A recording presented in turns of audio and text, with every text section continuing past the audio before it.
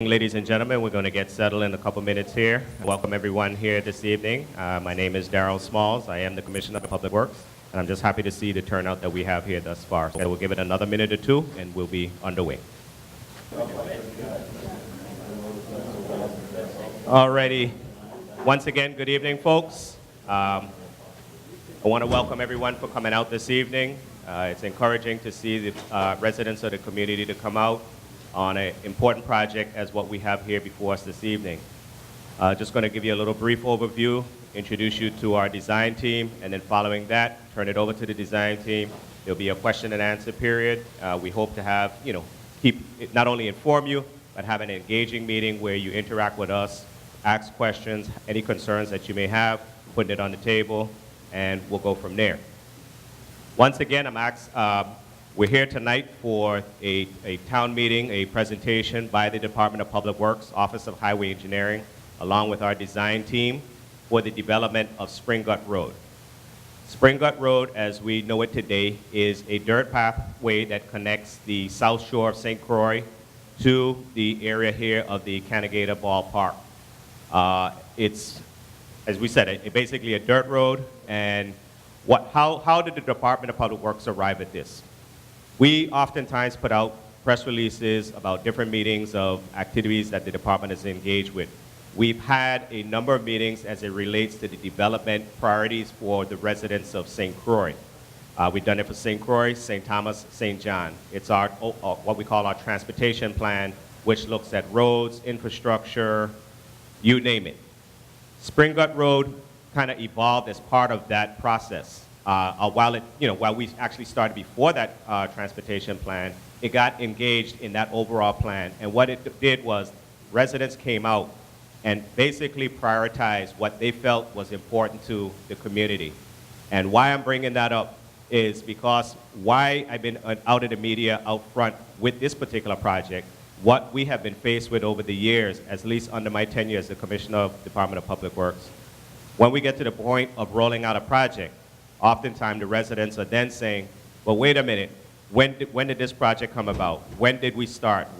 How come we weren't involved? What we're trying to encourage is from the start, as we are here today, from the inception of a project, making sure that the community is engaged, knowledgeable, and understands the project. That's not to say that when it's done, that we're still gonna have the naysayers or the folks coming out at that point in time, but having the public input is important. Not only is it important, it's a mandate of the Federal Highway Administration anytime we're developing a project. So I just want to commend everyone who's here this evening. I just want to again encourage you, ask you to partake of this. This is the first of several meetings that are going to take place on this particular roadway. Another thing I just want to point out about this particular road, because it's typical of all our roads in the territory, especially those that are dirt roads. What you drive on and what you see may not necessarily be the road or where it's supposed to be. What has happened through the years, many of the roads were, they took a backhoe or whatever piece of equipment, whether it was a donkey path or horse path, years ago, and basically maintained that flow of traffic. We widened it, introduced automobiles, trucks, the whole 9 yards. So what you have seen, if you traverse that roadway, you've seen markers out there, you've seen surveyors out there, one, identifying where the actual road is supposed to be. And then, as you saw from some of the renderings, you see where the actual alignment is. And then we have some different options of the various alignments. And when we talk about the various options, this is where each and every one of you come in, because you will help us to determine which alignment is going to be best suited. We can't just say, or I as a commissioner can't just come out and say, well, look, I'm developing a road, this is what I'm going to do, and be a dictatorship. This is the United States. It's not a dictatorship. The community has to be involved. We take your recommendations, and whatever the majority is, the consensus, that's essentially where we go. So having said that, I just want everyone to be well-informed, ask questions. I want to introduce the entire design team that's here with me this evening. From my Office of Highway Engineering, I have Mr. John Paul David. I have Mr. Peter Gajewski. I have my engineers and consultants, Stanley Consultants. They're not only working on the Spring Gut Road here with us on the island of St. Croix, but they're also helping us to develop another project, the Clifton Hill Road. That's another project that we're going to be doing that Stanley is helping us with. We also have Antillean Engineers. I know he's here, who's out helping us with the alignment as well. All right, at this time, I'm going to turn it over to Freddie, and he's going to basically lead the conversation for the rest of the evening. But like I said, there'll be a point in time where we can ask questions. Thank you. Thank you, Commissioner.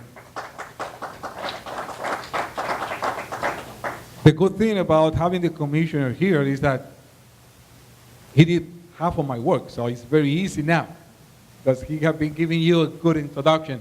Very quick things, some housekeeping issues. You may ask there that we need to provide a 6-lane freeway facility there.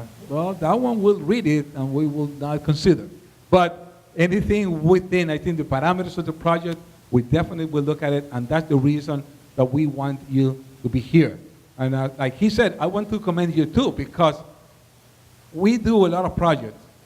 And we were having even a little discussion among ourselves. How many copies do we have to have for today? I was telling them, well, you don't need more than 15. Unfortunately, people do not participate. Unfortunately, people do not come to these type of events.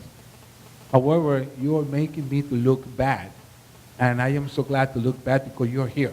That's very good, and I commend you for that. We also have a owner's contact information. There's another form. If you are a property owner, we want you to write and fill that information. It makes it easier for us to contact you later on, so that when we go through the process. And also, we have a property acquisition process form.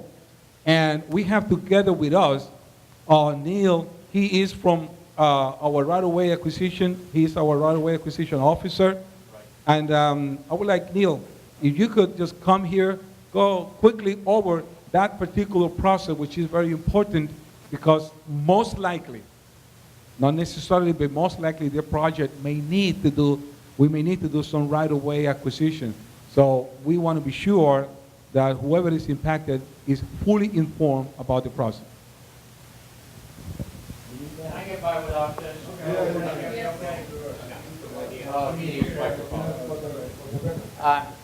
I arrived at the island in 2001 and promptly began to work with Justin on the Christian bypass, which everybody told me, you're never going to build that in my lifetime.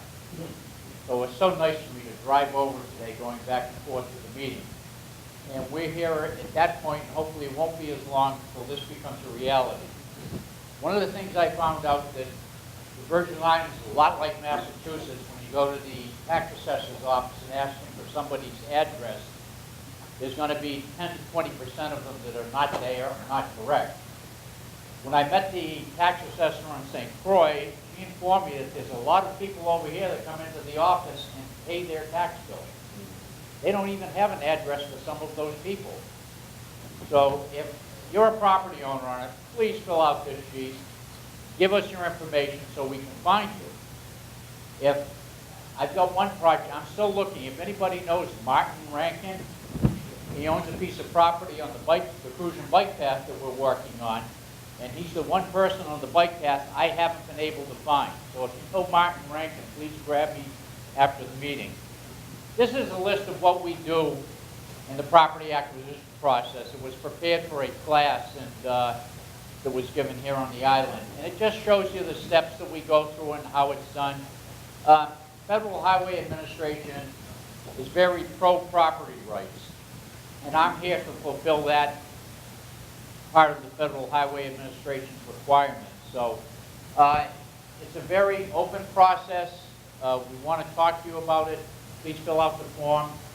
If you have questions on the actual process, I'll be happy to talk with you one-on-one after the meeting. I don't want to take up the time doing it now. Thank you, Neil. So we're going to go with a lot of information for you very quickly. I'd like to see if we can get the front light a little bit down so that you can see what we have here better. Some of the slides that you would see, you will have it over there. But like he mentioned, this is and the commissioner mentioned, this is a federal fund project. And we need to follow some criteria. We need to follow some element. And you can see on the left, on the right-hand side here, or my left or your right, there is a public involvement line. This public involvement process is a continuous process. like the commissioner said, it's not the only time that you're going to see, we're going to get together, that we will get together in order to discuss this project. It's more than one time. So it's a continuous process. We go into the planning of the project, which is looking at the different elements, the public involvement, like I said, the engineering. We have been doing some traffic analysis. We have been doing some environmental analysis. We're going to show you a little bit more some of the preliminary results of those analyses. Once we complete all those blue segments, we'll move on to the preliminary final design, right-of-way acquisition, what we discussed earlier, and finally, the construction. But as you can see, the public involvement line goes from top to the bottom. It's a continuous process. And that's something that we want to emphasize and keep emphasizing, because without that, we will not be able to do the project. Again, one more time, project development phase. We will do the public involvement process. We do data collection. We collected traffic data, traffic number. We want to find out how many people are using the road currently so that we can do some projections in the future. Some traffic engineering analysis with that. We also collected environmental data. From all those type of analysis and data, we're going to develop some concept. And one of the concepts that we always have to consider is the do nothing. In other words, we look at it and we decided not to do anything. The reason for that is because we need to compare the future with doing nothing. But the do nothing alternative is always going to be there. We look about how we can manage the traffic, what kind of type of alternative we can build, and we move on with a project like this. This is where the stage that we are now developing this concept. That's why you're here. We have some very, very preliminary concept of alignment that we're going to show you, and we want you to be part of that. And one of the last process, after we continue with that, then we make a final selection about the alternative. We prepare some technical documents and reports, and we do another public hearing, another meeting to present that semifinal alignment, semifinal document with more details. At that time, we will be able to give you what is the expected construction cost, how much time is expected to be on the construction.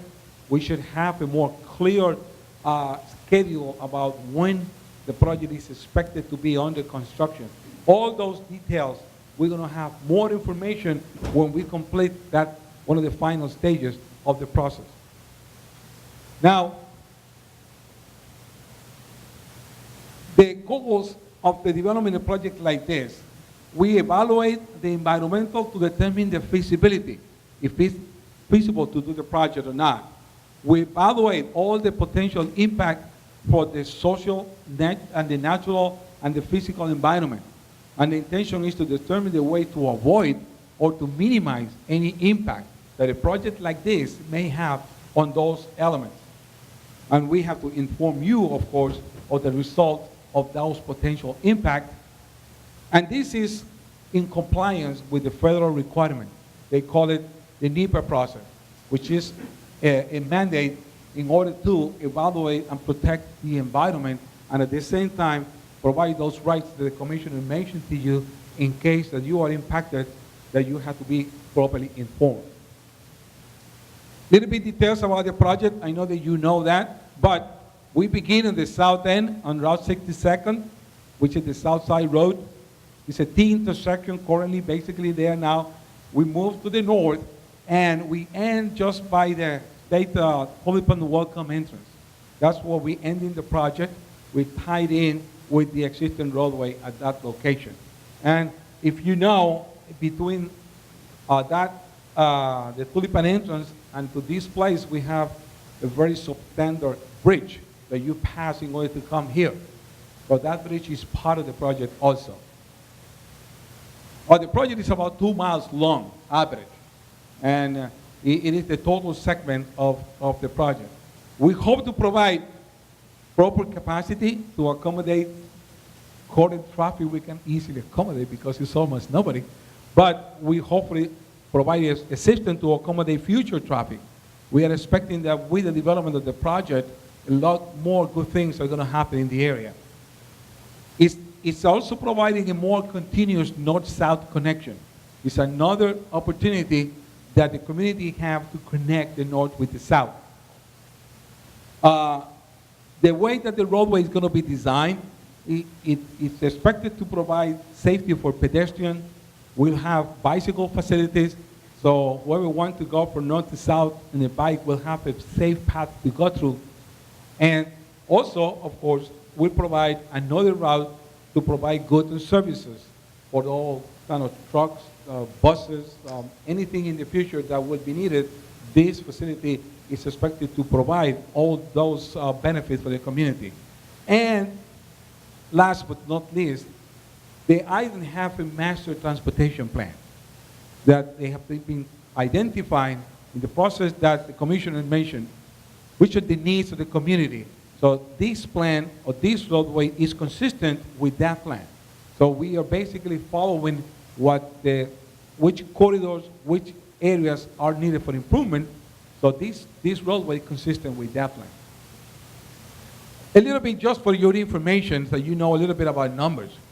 When we talk about traffic, we label traffic using letters: A, B, C, D, and F. Like in school, you got an A, it's a good facility, it's excellent. This is the best that you can have. No congestion, traffic flows very, very well. I would say mostly like the bypasses today. It has very nice traffic flow.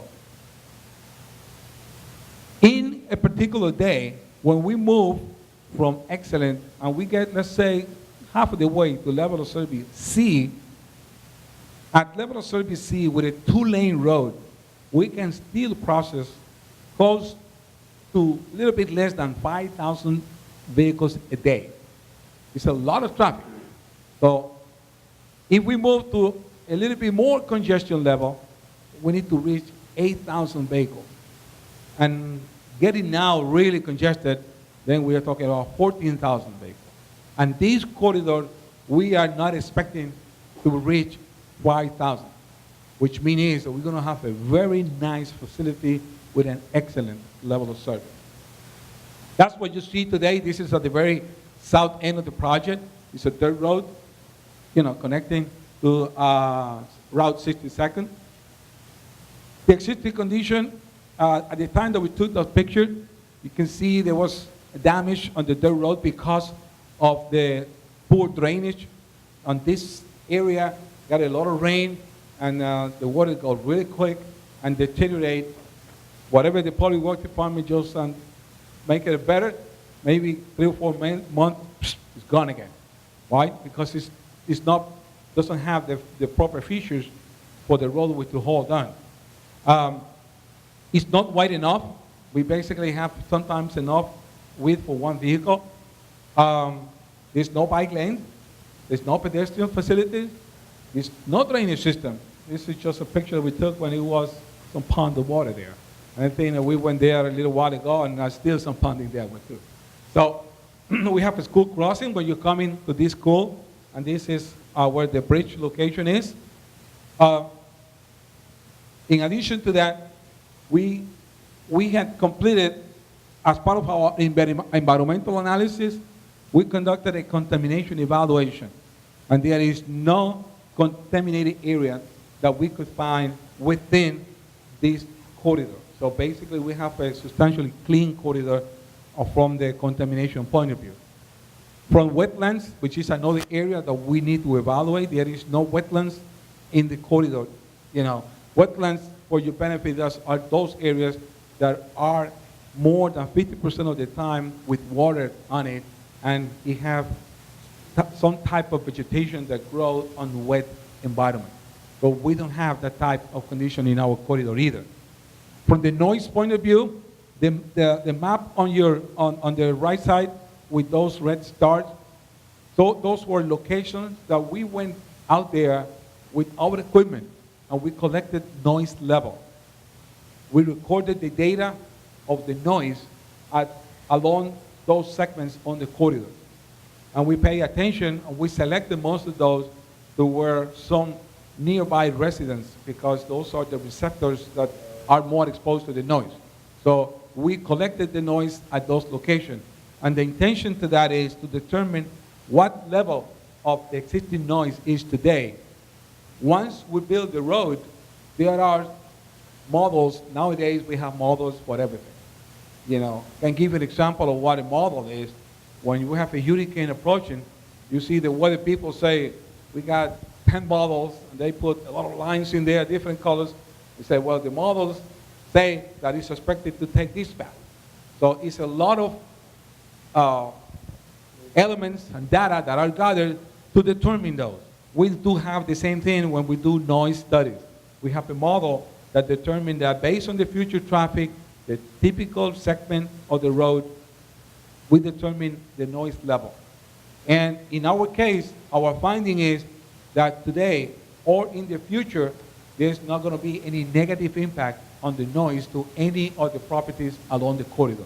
So far, we are checking our checklist to be sure that we don't need to do any mitigation. And if we need to do it, we'll be part of the project. But so far, we got A on all the records that we have here.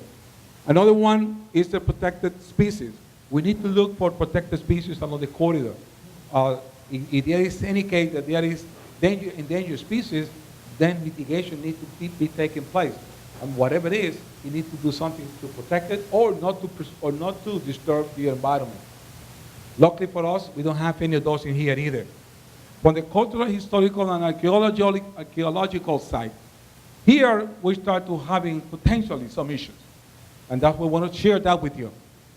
The bridge that we talk about, that we just passed to come here, the narrow bridge, it was identified as a significant breach of the engineering records out here in the island.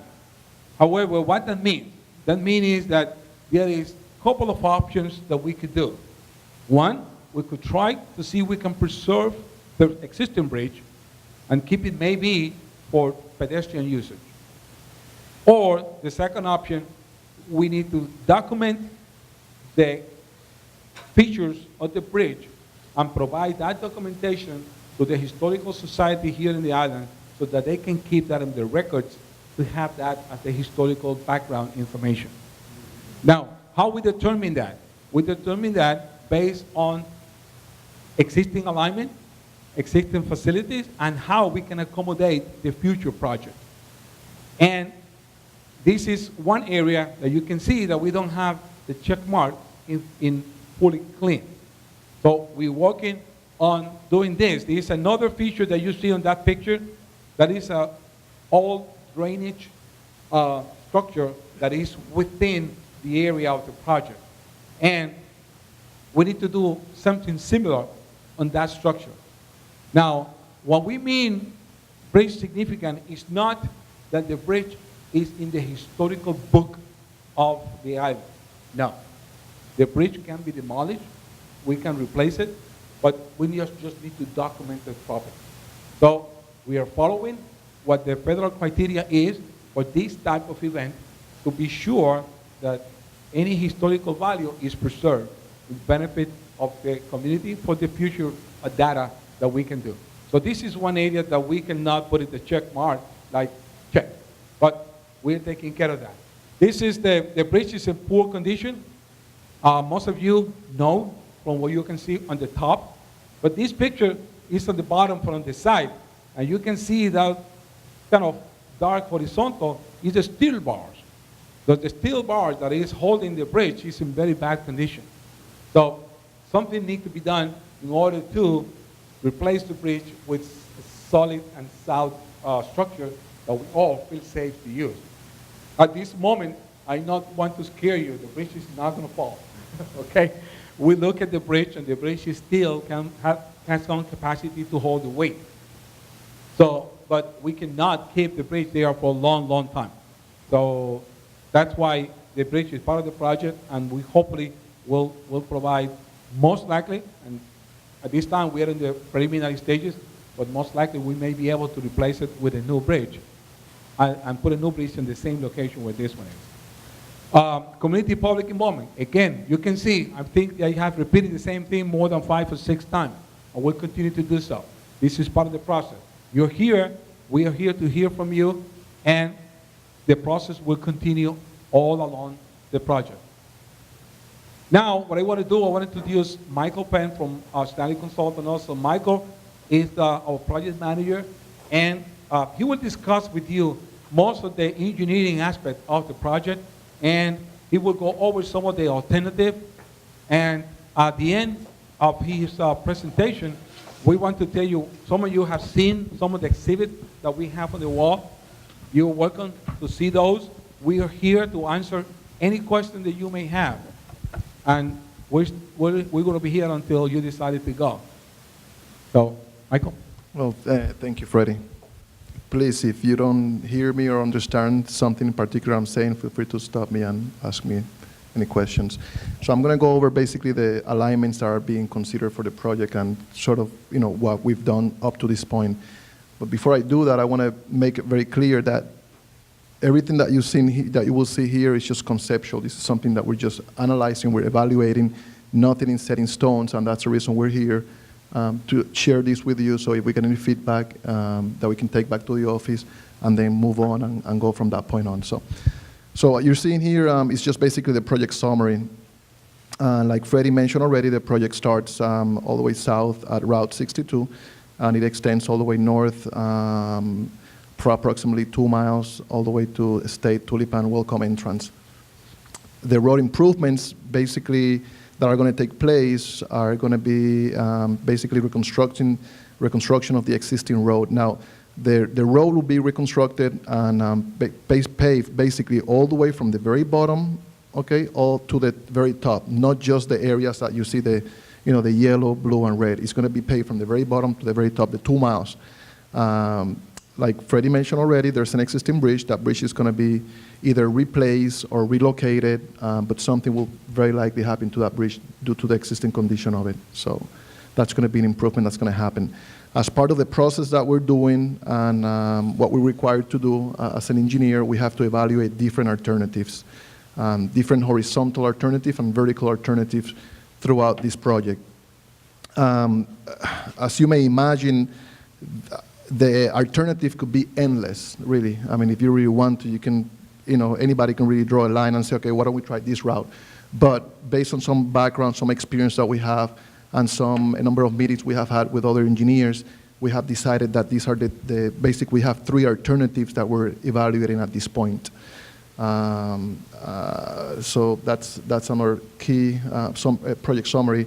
The project again is 2 miles. The typical section, basically what we're going to be doing is a traffic lane in each direction. About very likely they'll end up being 11 feet wide. And I don't mention it here, you'll see it later, but we're providing also for some shoulders, which of course we don't have right now. The pedestrian features, there's going to be an 8-foot pedestrian multi-use pathway, basically. So, pedestrians as well as bicycles will be able to ride along the corridor on one side of the road, which at this point it may be on the east side of the road. That's what we're contemplating. The right-of-way acquisition, depending on the different alternative and depending on the alternative that we end up choosing, basically there will very likely be some land acquisition. It may increase or decrease, again, depending on the alternative. There's no significant impact from environmental, like Freddie mentioned already, and in order to avoid taking kind of an excessive areas or land acquisition, we may have to use the resource of retaining walls in order to avoid, cutting into a hill or a cut that is too aggressive. And at this point, again, it's kind of approximate, but the construction is programmed for July 2015. The design considerations that we're basically looking into is basically a 25 mile per hour rural corridor. Right now, I think it's posted at 20 miles per hour. We're going to be improving the horizontal geometry. So the curves, some of the curves that are somewhat aggressive, we may try to fix them, make them a little bit more rideable. And vertically, the same deal. We're going to look into the different criteria that are available and are allowed for us to use to be able to make sure that we consider different vertical alignments so that the grades are reasonable and safe. There will be earth movement, so basically we're going to be cutting into some hills and we're going to maybe filling in some other areas. As an engineer and designer, part of the responsibility that I have is basically try to minimize that because of the cost and because of the impact to the residents, and that's our goal. In addition, another design consideration is the drainage. As I already heard a number of you mention, the issues that you have seen or encountered throughout the years related to drainage, and that's something that we're aware of, and we're contemplating using some of the resources that we have and implement a number of features to hopefully significantly improve the drainage condition around the corridor and basically the livelihood of the road itself. And another item that I don't believe Freddie had mentioned up to this point, there is lighting that is being considered at this point. So the idea is to provide lighting around the entire corridor, from the very north to the very south. So basically, this is just a picture of or a sketch or exhibit of the existing alignment.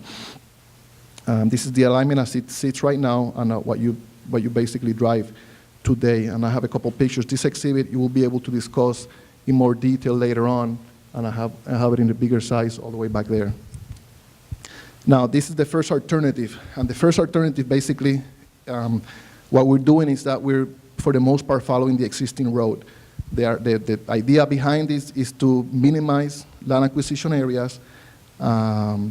Basically, the earthwork could be minimized as well because we're just going to follow exactly what we have and somewhat maybe regrade slightly and then pave and improve the drainage. One situation that we have with this alignment is that there's a couple of curves, horizontal curves that are somewhat aggressive, and typically we would want to avoid having those kind of hairpin turns, and that's, in a way, if you want to call it disadvantage, that's what we got with this alternative. So as a designer, basically that's what forces me to go in and consider other options, and that's why we have two more options that I'm going to show you in a minute that try to fix that. So this is alternative number 2. Basically, I'm improving the horizontal curves. If you see, again, I'm somewhere at this point is where I'm deviating from the existing alignment. So the alignment should not change from the beginning all the way to this point. At this point, I'll deviate slightly from the existing alignment and carry on and then connect again back there with the existing alignment. And the idea behind that is to get rid of this switch back here and avoid those turns and avoid that one there. Again, that's an option. Now, that option basically will require additional land acquisition and may require more earthwork movement, additional fill or cut. The third alternative is the same situation as the second one. We're just trying to, provide different alignments to avoid having the switchback, and that's the alternative that we came up with. This image here, this exhibit here, basically just shows the three alternatives all together. I have it all the way in the back there again, and you can see the differences between all three alignments that we're proposing. And this is just a blow-up. So you see here that how the red alignment basically follows the existing, other than in that curve at the very top right. I'm trying to deviate a little bit, and it's because of the curve is the existing curve at that corner is so aggressive that I'm trying to minimize that slightly. The other alternative, the yellow one, well, of course, you see that it moves somewhat to the east of the existing alignment, and the blue one, which is the second alternative, moves to the west. Right now, this is the potential typical section. This is what we're considering right now, and this is kind of a schematic of what the section would look like, the road would look like. We'll basically have every single location that will be cut in a cut condition, that will have a hill that will have to cut, will have some sort of drainage concrete channel to capture the runoff, protect that area and carry the water and eventually discharge it down the road. We'll have guardrail, and again, this concept of the concrete channel is just a concept. The idea is that we are aware of the situation with the drainage, and we're going to address it. It may end up being covered and no guardrail. It may end up being a swale with some riprap. It's just being considered. But You'll see the 2 lanes, 11-foot lanes with the shoulders. Then on the right side, which it would be basically representing a field condition where you're feeling the ground or the road, you basically have that condition, which is basically a paved waterway to collect the water, run it down. You have a multi-use pathway, and then lighting along the one side. And then this is a typical section of the bridge. Again, this is just a concept at this point, but basically the bridge will likely consist of, the 2 lanes, of course, some shoulder on one side, and the other side carry on the multi-use pathway to have connectivity with the road and carry that out. And then the last design element that I want to discuss here briefly is just the intersection at the very south end. This is the intersection at Route 85 and Route 62. And what we're contemplating doing is basically providing turning lanes in each direction at this intersection. And for those of you who may ask or may wonder, right now the traffic numbers don't warrant or satisfy the need for a signalization. So very unlikely will be signalized because you don't have that many vehicles, but it should be basically provided with turn lanes in all directions. Can I interrupt you a second? Sure. Okay, that entry point right there, down by the farm, it's really hazardous when you come off that road. I mean, it's blocked by shrubs and everything else. Now, what are you going to do about When that? you come off here, you're saying, or here? Yeah. Here? When you enter the road itself, the shrubs on the other side. You're basically talking about the existing conditions of what it is. Oh, I'm sorry. Oh, Yeah, basically what he's referring to is the existing conditions today. And I think what we're illustrating here, that entire intersection is going to be widened. So a lot of that shrubbery and trees that you see existing today won't be there. What we're trying to make sure that there's a clear line of sight in every direction. You know, people drive like a bat out of hell on that road. And I've been halfway. That's the purpose. I mean, this is overlaid the existing roadway. If you look, the existing roadway is probably this small. We're widening in the entire area and opening up this whole space. So you'll be able to see clearly in either direction if a vehicle is coming. But that's a good point. I'm glad that you bring that out, that you point that out. One thing that we do is just a site distance analysis, which of course at this point we have not done. But every intersection we have to sit down, we have to figure out there's a triangle basically we have to draw as if you were standing right where you were mentioning and make sure that there's no obstruction within that triangle. And that's something that will be done at a particular phase, and I appreciate you mentioning it, but it's something that will be addressed definitely. At least the good thing is that it's not a structure. Often if you have a structure, then that forces me to move the intersection down or realign, and that becomes an issue. If it's landscape and, either the owner or whoever owns the property doesn't mind helping with that, it's something that usually can work out fairly easily. So basically, if you have any comments, any questions, of course, we're here right now until 8 o'clock or whatever it takes. We're more than happy to answer any questions from the design point of view. But if you have any questions from that are directly to Public Works, then the main key contact is Peter Gajewski, which is the design manager. He's sitting right here. Or John Paul David. Peter is in St. Thomas. John Paul is right here, Public Works. So this is their information. You're free to write it down or their numbers. I think that information is in the some of the in the comments in the comment sheet or in the fact sheet. I think that information is there too. So I think it's a good point that you mentioned about. I think you're talking about existing condition. So the guy from the Public Works Department heard you very clearly. But we'll see. Okay. You got a question? Freddie, yeah, let's do something. If you don't mind, we use this microphone and then we'll switch because I think they need they can use it. Yeah. Absolutely. Have you considered any speed controls, like speed bumps or traffic calmers for that road? We think once Freddie. it's paved, there'll probably be a lot of traffic on it. Have you considered that at all? By the school area, you would probably do that. Correct. Say in your alternative number one, which is just to sort of flatten out the existing serious curves, aggressive curves, Correct. as we call them. If you had some sort of traffic control or speed control, that would alleviate some of the problem on those curves.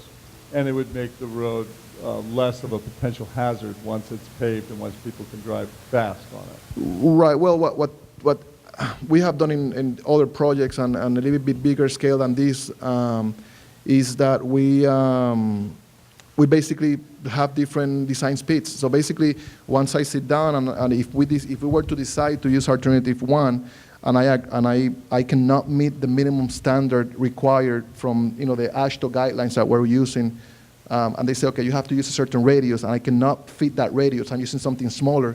Then what I will likely have to do is reduce the speed sign, so the design speed.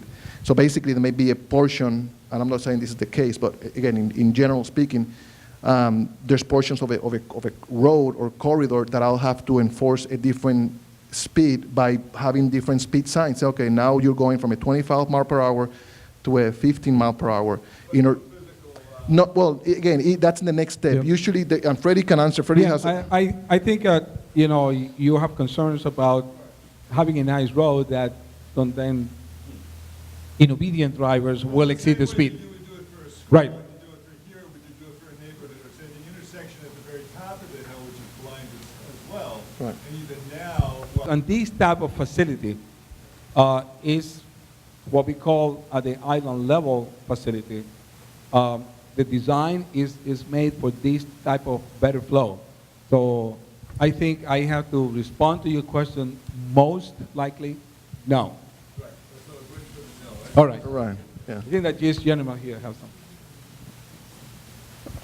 A few years ago, I tried to get the bridge down here repaired.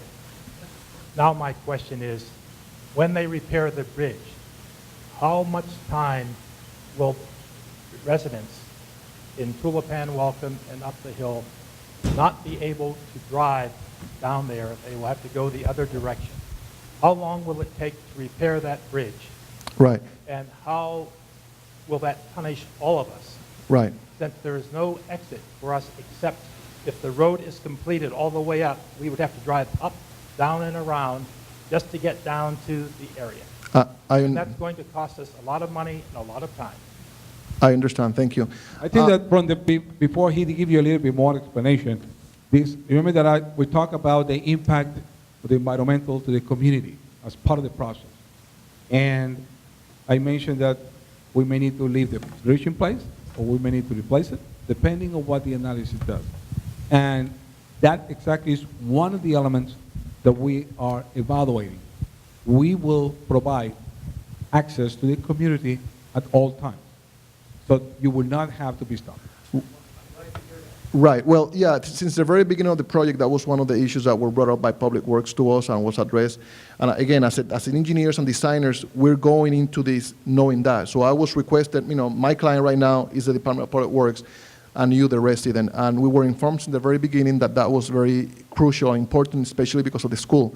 So we're aware of that. And our structural engineer has actually, again, even though we're in a conceptual phase, he's already anticipating some ways that we can target this. And for example, okay, yeah, Yep. yeah, definitely. Yeah, I'm glad you asked. One way is the following.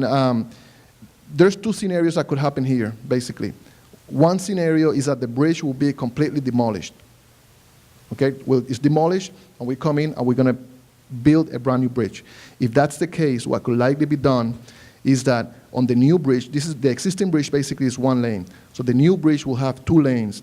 So what will happen is that you go in and you build right next to the existing bridge, you'll build the one half of the proposed bridge, correct? Once you have it built, traffic starts flowing through that one half of the new bridge. How long will that take?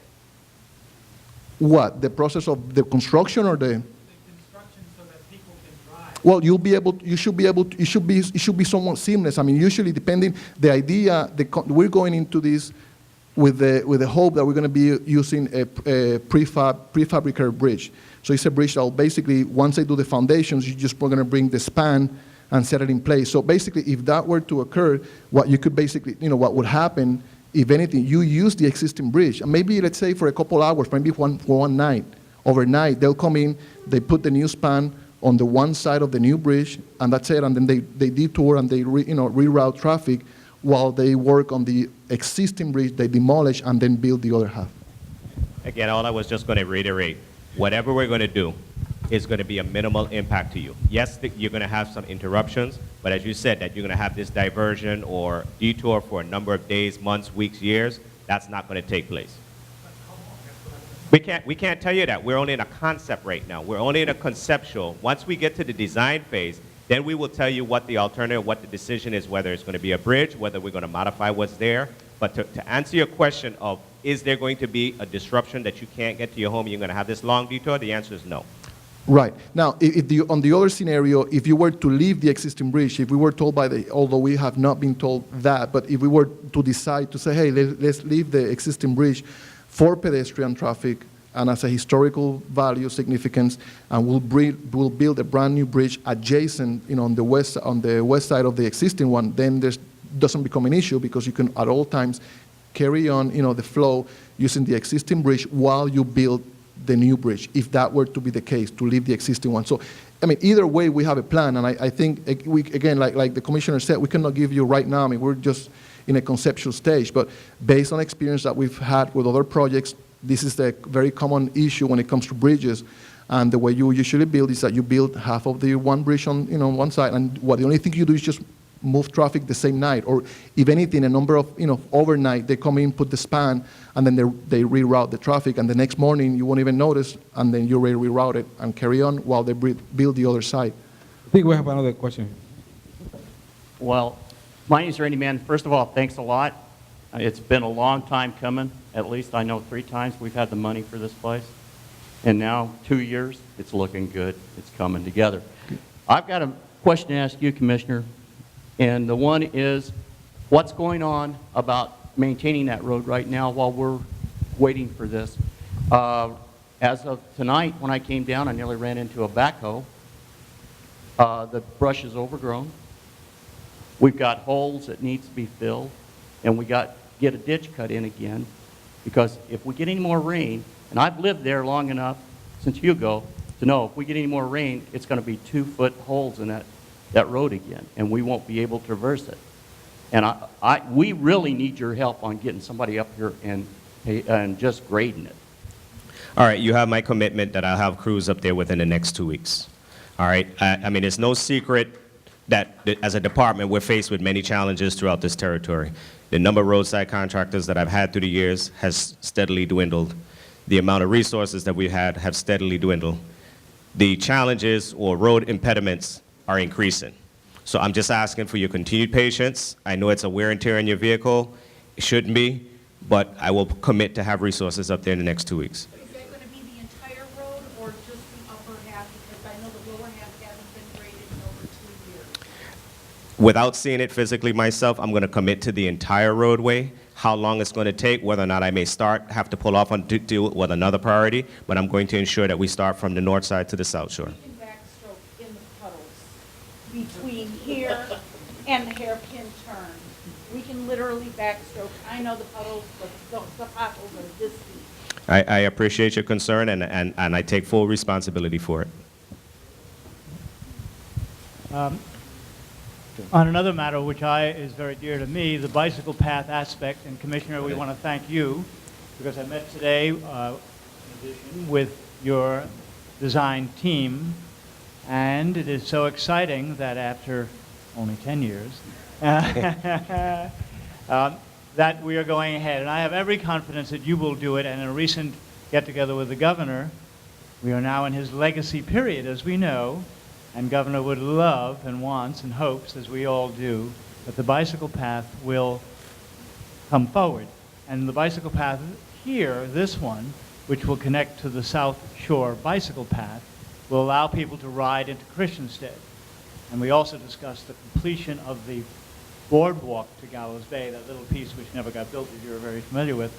And that the whole idea had always been that people could ride over here, Spring Gut, go down the boardwalk, though they would have to walk their bicycle on the boardwalk, of course, and be able to go right into town. So all these things are coming together. Thank God we're young and we can wait a little bit. Thank you, Commissioner. Well, again, thank you for those kind words, and thank you for your patience. But you hit something that's key. The new mandate, what we have under the Federal Highway Administration is something called Everyday Counts. And out of not the President's office, but the Director of Transportation, he comes up with a number of initiatives. And one of those initiatives is mobility, meaning bike paths, sidewalks, the whole 9 yards. And you're going to see every one of our projects, as long as the limits allow us to do it, you're going to see bike paths, you're going to see sidewalks incorporated into it. So yes, this is a key element that will tie to the overall South Shore bike path that's 15 miles long. This is another 2-mile segment. We're all getting younger, so we have to maintain our health, so any opportunity that we have to walk, ride a bike in a safe manner, that will definitely be incorporated into our projects. And Commissioner, it was interesting, a couple of months ago, the Secretary of Transportation in Washington announced there's about 50,000 miles of bike paths in the U.S. Most are not connected. And there's now a federal effort to connect them. And I sent a memo up saying mile 1 of America's bicycle path is on St. Croix, at Point Udall it begins. And so the excitement of having St. Croix be in that position is a very, I think, wonderful thing for us. Thank you again. Again, thank you. Good night. My name is Janice Sanderson. I am a little bit concerned on some of the constituents over in the Flamboyant Welcome area that the grading in terms of depth might affect our safety, our concerns because of the tsunamis, if a tsunami comes in.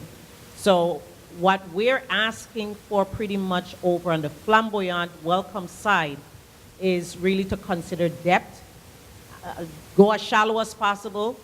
We're also asking that, if possible, because we didn't really see all of the pictorial presentation, can on either side, whatever route is finally decided on, can we have some sort of, like we have the lookout, not for lookout purposes, but again, going back to tsunamis, because the amount of vehicles between Flamboyant and Tulipan to go up there for a tsunami, if you line them up one by one, you still won't have sufficient space, even if we do some carpooling.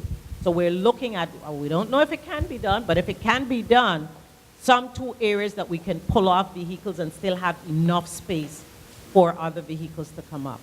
We will take your concern. And then the other thing we're asking, what type of paving are we using? Is it asphalt? Is it going to be concrete? It's going to be asphalt? Okay. Right now, we're looking at asphalt, yes. All right, thank you.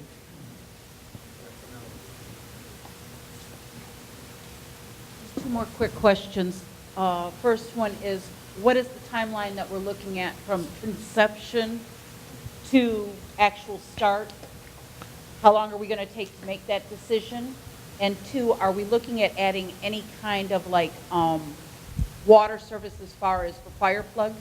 We have one fire plug past here that's just a little way up the road from here, but then it doesn't give any coverage for any kind of emergency for the rest of us that live farther up the hill. Well, I'll answer and then the team will chime in as well. Right now, I believe we had a slide up here, and what we're looking at is at least another year for coming up with the ultimate design. Once we come up with that ultimate design, we now come up with what's called the engineer's estimate, the price tag. Then that's where, as long as I'm still the Commissioner of the Department of Public Works, when we look at our order of priority throughout the entire territory, where do we pull that X amount of dollars, whether it be over 2 phases, meaning when I say 2 phases, can we pull it out in 1 year's allotment, or do we pull it out over 2 years or something like that? Your second question as it relates to other utilities, how our program works, and when I say our program, Federal Highway Administration, if there is an existing utility pole, existing water line, existing sewer line that will be impacted by our project, it will be incorporated into the project, and we will fund it. If it does not exist, I cannot put it as part of our project unless we were able to identify a separate independent funding source that could be utilized for that purpose, and it would be almost like a separate contract within a contract for that contractor to do it.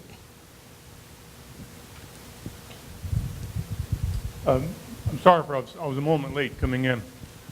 In terms of the design and the construction, I would like to be assured that complete stormwater runoff and mitigation is part of your design.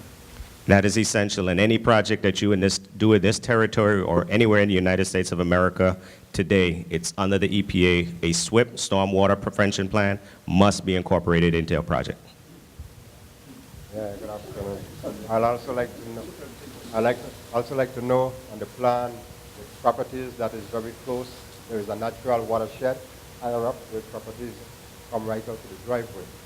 So with the natural and heavy flow from the hills and even from the roadway, it will be using that watershed as part of the outflow from the road. And if it do, how will it impact driveways? It will get assistance, as you just mentioned. If it impacts, it will be an impact on that. The entire watershed, the team is studying all of that, all of our drainage patterns. We look at 25-year storms, 50-year storms, 100-year storms. Whatever we design is not going to impact on your property. If we see that occurring in the design phase, it will be mitigated, whether your driveway has to be raised, lowered, or whatever. We will definitely not be dumping anything into your property. Okay, thank you. And in the meantime, traverse in this property of that area, and I would like at least twice a year, if it's possible, we could have one of those machines that just cut all the vegetation that grow over the wood. Meanwhile, we don't have to cut anymore. Understood. Yeah, the young lady. I come back. Thank you. Good night. Can you hear me? Okay. I had one question. The gentleman brought up storm drainage, and I was curious. We run the farm that's right at the south end where the spring gut forms a natural gut and goes down to the ocean. How far, I mean, are you guys considering how much, like once it leaves the roadway, are you still looking at water speed and volume, or is that part of the engineering process? Absolutely. All the way to the beach? Absolutely. Okay. And my other feedback, I'll add some comments, I'm sure, in writing, but I know that the engineers probably like to see less hairpin turns and tight switchbacks because it's difficult for vehicles to manage. But I think the other point of view being, and I think there may be more pedestrian traffic and bicycle traffic using this route now than there are cars. I know many, just casually, groups of people who enjoy every Sunday. They get together, they walk all the way from Gallows Bay down to the South Shore and back. Leaving in some of those more difficult turns and doing, as Mr. Michael had mentioned, possibly just reducing speed for the vehicles is going to make it a lot more pleasant for the people who are walking or biking with their children on that road, to feel safer that the cars are aware that they need to slow down to make that turn. We have a lot of accidents that occur right at that intersection of 62 and 85, and generally it's not accidents of people trying to enter the 62 from 85. It's people who are slightly intoxicated, coming home late from Divvy and speeding. We also have a very active community of drag racers who are there on Friday and Saturday nights. They start right near that intersection where you're just talking about improving and widening, and they head west. So in terms of mitigating some of that, like having people already not using it as a speedway, just seems like the more you can slow people down. I have an excellent partnership with Stanley Consultants. Everything that you're saying here tonight is going to be taken into consideration. A lot of the ideas that you're saying, we're going to be able to respond to. The one thing that I will say, and I think you heard Michael talk about it, AASHTO. There are certain design criterias when you're building a road that you have to maintain. So when you talk about the line of sight and opening up, there's certain requirements that we have to do. One thing that I do like with this design that we are seeing here now, as well as what's going to occur on the bike path, if you look, you talked about the folks walking and bicycling. If you notice, they're separated from the vehicular traffic with a guardrail. So you'll be able to feel safe while you're walking throughout the entire limits of the project. Along there, it's a typical, it may not be there. Why? And I'm just going to mention very quickly. You mentioned something important. You say big truck, you're going to hit that guardrail. I am not expecting the guardrail to stop the truck. Guardrails are not designed to stop the vehicle. Guardrails are designed to redirect the vehicle back to the road, so it doesn't impact any other big or greater object. And the person driving or what the item that is protecting, it doesn't get damaged, either or. However, when you hit the guardrail, you're going to experience severe damage too. So a guardrail by itself is a fixed object, and it causes serious problems. So we show it because it's something that we're considering, we are evaluating how to provide and improve the safety of the corridor all the way like this, because it is designed to provide commuter traffic from one side to the other. It's not a local street. It's not a neighborhood street. A neighborhood street, yes, neighborhood streets are more proper for this. If the access, like somebody mentioned, the driveway connection, of course, these roads provide access to the property and eventually to potential business and more development, that we are welcome here. But there are certain limitations of things that can be done, other things that cannot be done. And this type of facility is, I would never say never, but it's very unlikely that you will see speed reduction measurements like that on a facility like this. Of course, we can try to do certain things to improve the safety. So we'll look at that, and absolutely will. But it's a human factor. We cannot prevent everything from happening. We all try to contribute. I had a person. Don't know, because he's still. School front to be widened, and where the survey lines lay indicated that perhaps it would affect our entrance wall. It looked like it was going to come right through about half of the wall. So one of my concerns is that if that wall were to be part of the survey, what would happen to it. The other thing that I'm concerned about is right by the little house on the corner, that is the beginning of our fire hydrants that lead up into the Tulipan area, which are in bad need of repair. However, they are active, and we had them flushed as of this year. So we wanted to make sure that was taken into consideration. And I was wondering, since if possibly that road or entrance may be actually moved further back, if this project would also consider fixing the chronic problem of the ditch just at the entrance. I think Commissioner Small knows the area. Well, I think all your notes, we'll look at them. It's very, very early. Most of those marks or painting that you saw from the survey is just to identify the existing condition. It has nothing to do at this time with where the roadway is going to go. Absolutely nothing.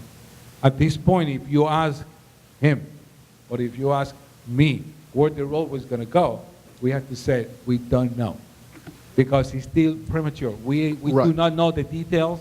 Absolutely, your notes will be then considered, and that's what we want to hear. Right. That's what we hear, to hear those kind of things. If we could do it, definitely we'll do it. And we the, will I mean, move of it course, away, and we will do whatever we can. If it needs to be Right. changed, if it needs to be moved. no, I mean, You will know. by for law, sure. you need to know. You'll find out. But I mean, the idea, even though of course it's very early in the stage, Yes. I mean, it makes somewhat sense that for the most part that we want to kind of follow the existing alignment. So again, as part of being engineer designer, I'm not going to try to just run through anybody's house or on purpose if I really don't have to. I mean, and right now the idea is to follow, especially in the north area of the project here, at the north end. There's a number of properties, the bridge, the gut. I'm going to try to follow, and that's something that I do myself. As a roadway engineer, follow that alignment as much as I can, because especially at the north end, I need to tie back. I mean, my project starts within that area. So, of course, I have to, at that point, I have to tie back to the existing conditions. So, very likely I'll be somewhat forced, to stay within that corridor there. And right. Yes, that is correct. Yeah. Definitely, Absolutely. you sure will. And most likely you will too, and we'll definitely consider the fire hydrant as well. Well, yeah, it has to. Some over there? Okay. We are approaching 8 o'clock, but we still have time and all the questions, we will entertain all the questions. Good night. I am Daniel Peña.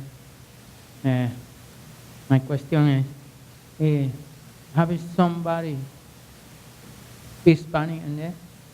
I speak Spanish. Okay. Mi pregunta es, me gustaría disfrutar de esta reunión a plenitud, ya que yo también I can translate if you soy would. propietario. Me deja traducir si puede, por favor. O sea, comience, pero me deja traducir. I'll translate for him. Okay. Me gustaría saber, I would like to know, ya que yo también soy propietario since I own some properties here, de una propiedad aquí en esta zona, I own a property here in this zone. si en la próxima reunión If in the next meeting, se puede traducir la reunión en español también, ya if we que would be able to translate the meeting in Spanish as well, not just English. yo sé que somos minoría y I know that we're a minority, el deber de nosotros es aprender inglés. and I should learn English. That's what we are to do. Ya que vivimos en un país donde se Since habla we live in inglés. a country that we speak English. Pero ustedes saben que ya a esta edad But you may un know that at poquito my age, difícil. it gets hard. Sí, y me gustaría disfrutar la reunión. So he would like to enjoy the meeting, No puedo hacerlo porque but he cannot no fully hablo enjoy bien it inglés. because he doesn't speak well English well. Gracias. Thank you. Now I'll need you to convert for me because my Spanglish isn't that well. I'm glad this gentleman raised this point because I will tell you, in every meeting we try to have, especially going forward, because of the American Disability ADA compliance. I had a person who was supposed to be here tonight that both spoke Spanish, and for anyone that was hearing impaired, they were going to perform it. They canceled out on me about 2 hours before the meeting. El comisionado se alegra de que usted haya tenido esta pregunta. Él tenía planificado tener una persona que hable inglés y español, un traductor, pero en el último momento le cancelaron y infortunadamente pues no pudo. So lo siento. Pero estamos aquí nosotros. Así. Well, I mean, any questions, cualquier pregunta que tenga, siéntase cómodo, por favor, y nos reunimos, le explico. Any questions that you may have, I'll be more than happy to, go over the whole presentation in Spanish with you. French too? Sorry. You're out of luck, Justin. Thank you. Yeah, Freddie, Friday. I want to thank you for providing the opportunity for all of us to have our input. It's a wonderful thing. Gracias por tener la oportunidad de poder tener esta reunión para los residentes. Is this on? It is? Yeah, it's Okay. barely. And, Very close to you. okay, it's all right, I got it now. Already. My number one concern is safety. I agree. I just want to reiterate that safety is very important. La preocupación de mía principal es la seguridad. This is a huge change for our road because it's been in such bad shape. You know, this road is used for dumping stolen cars, Este proyecto es bien importante porque la dead carretera está muy bodies, mala condición. garbage, trash. Hay basura, hoyos So- rotos. And at the present moment, as someone mentioned, grading it and cutting it and maintaining it in some fashion would help tremendously. En el momento, por ahora, que por lo menos le bajen la regla y la mantengan, ayudaría bastante por el momento. But now we are talking about a huge change, and it does change the entire nature. But I think we also have the opportunity to create something beautiful if we work together. Correct. And there is particular knowledge that some of us have. We happen to live at the very top of the hill, and you'll see our house on the map. It was very interesting after Hurricane Omar. An entire pond developed just over the side of our home, and that drained for weeks and months.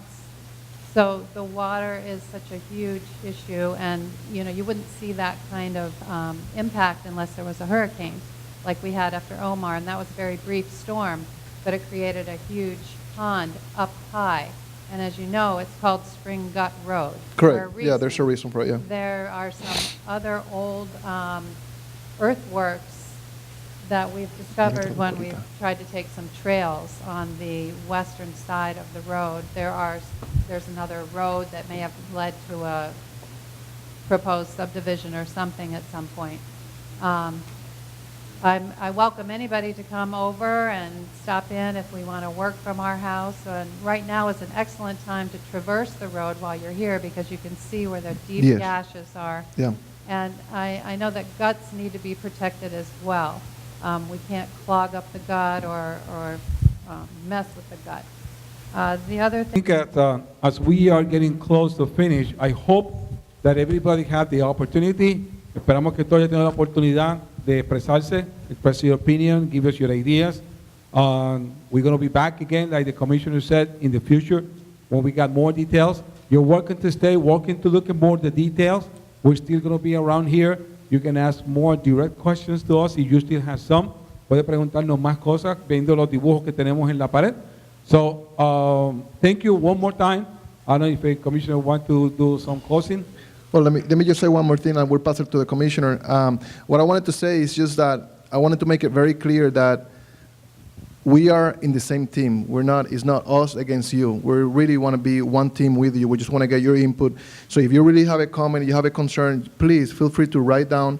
If you don't have the time to do it now, you don't feel like it, just make sure you make that information available to Public Works, and just know that we're on the same team, and we're just here to try to provide the best design that we can, and that we address most of the issues that we that we really can for all of you. So thank you again for being here, and I thank you for Public Works. Really, they're doing a great job at in making you part of the team, and that's great. Again, just in closing, I just want to say thank you to everyone for coming out this evening. I think what Mike has said, what Freddie has said, it's one team. It's all of us working together and working together collectively, exchanging ideas back and forth, and bringing this project to fruition. Again, I just want to reiterate about another year for the design, and then ultimately thereafter identifying the funding necessary to go towards construction. So I don't want to walk out of the room saying that we're going to start construction next year or 18 months. That cannot be determined as of today. But as soon as we get the design completed, engineer's estimate, that's when the Department of Public Works will be in a position to start forecasting exactly when this road construction is going to begin. But I will commit, as I said, to stepping up our maintenance activities, efforts along Spring Gut Road, from repairing some of the potholes, cutting back the brush and what have you. I just ask you to continue to be patient with the Department of Public Works. It's not just Spring Gut Road. I've got East End, I've got Hams Bluff, I've got Scenic Road, Queen Mary, Melvin Evans. Anybody wants to help me or has a few pennies, I welcome it. Thank you. Have a good evening. Thank you for coming out.